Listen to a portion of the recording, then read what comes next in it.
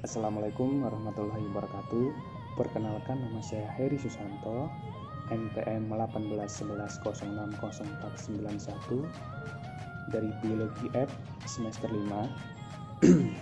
Baik, di sini saya akan mencoba menjelaskan tentang hasil observasi yang telah saya lakukan di SMA Negeri 1 Blitar Jaya tentang bagaimana cara pembuatan silabus pendidikan sesuai jenjang pendidikan biologi.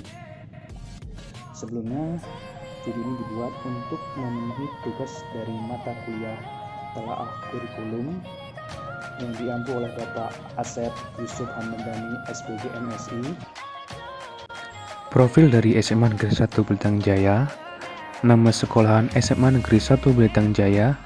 NPSN-nya 10648294. Alamatnya berada di Jalan Raya Desa Karsajaya. Kode posnya 32385. Desa atau kelurahannya Desa Karsajaya, Kecamatan Blitar Jaya, Kabupaten Ogan Komering Ulu Timur, Provinsi Sumatera Selatan. Status sekolahnya sekolah negeri. Waktu penyelenggaraannya pada pagi hari, seminggu dilaksanakan 6 hari. Jenjang pendidikannya adalah SMA. SMA Negeri 1 Blitar Jaya mulai dibuka pada tahun pelajaran 2012/2013. Seiring dengan kemajuan serta kebutuhan insan pendidikan akan sarana tempat belajar yang terjangkau dan bisa melayani kebutuhan akan pendidikan di sekitar wilayah Kecamatan Blitar Jaya. Biodata Waka Kurikulum. Biodata guru mata pelajaran biologi.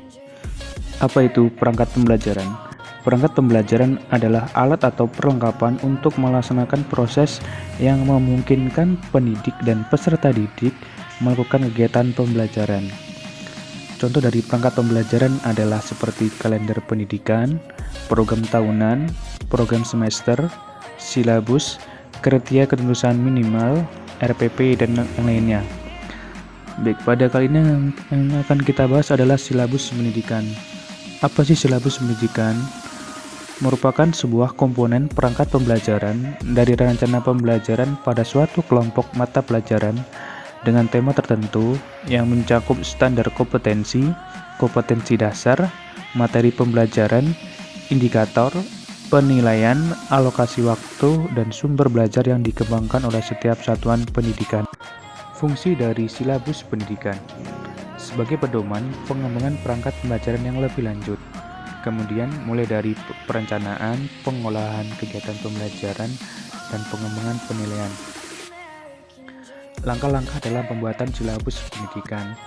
Yang pertama, mengisi kolom identitas mata pelajaran. Yang kedua, mengkaji standar kompetensi dan kompetensi dasar. Yang ketiga, mengidentifikasi materi pokok atau pembelajaran. Yang ketiga, mengembangkan kegiatan pembelajaran. Kemudian merumuskan indikator pencapaian kompetensi.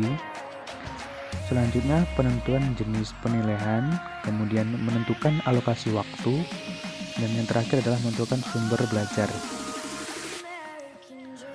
Prinsip-prinsip pembuatan dan pengembangan silabus pendidikan.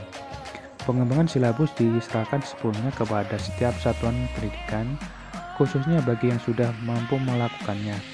Oleh karena itu, setiap satuan pendidikan diberikan kebebasan dan keleluasaan dalam mengembangkan silabus sesuai dengan kondisi dan kebutuhannya masing-masing.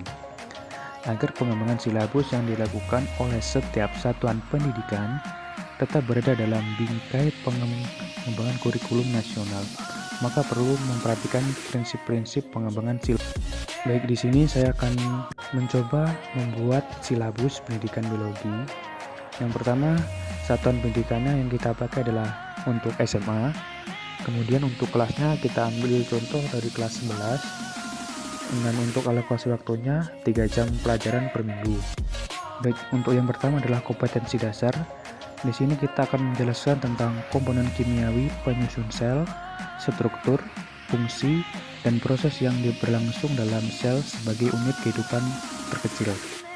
Indikator pencapaiannya yang pertama menjelaskan komponen kimiawi penyusun sel, yang kedua menjelaskan struktur dan fungsi bagian-bagian sel, dan yang ketiga adalah menjelaskan kegiatan sel sebagai unit struktural dan fungsional pada makhluk hidup.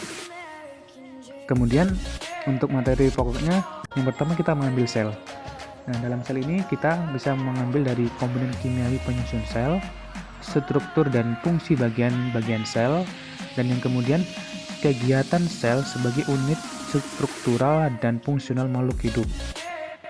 Dan untuk kegiatan pembelajarannya, kita tuh bisa mengambil dengan cara membaca dan mengkaji literatur tentang komponen kimiawi penyusun sel, baik itu dari struktur sel, proses yang terjadi di dalamnya, dan mengamati gambar struktur sel prokaryotik, sel tumbuhan, dan sel hewan dari berbagai sumber. Kemudian, kita juga bisa melakukan pengamatan mikroskopik mengenai sel, sistem transport zat pada membran sel, dan proses mitosis pada akar bawang segar atau preparat awatan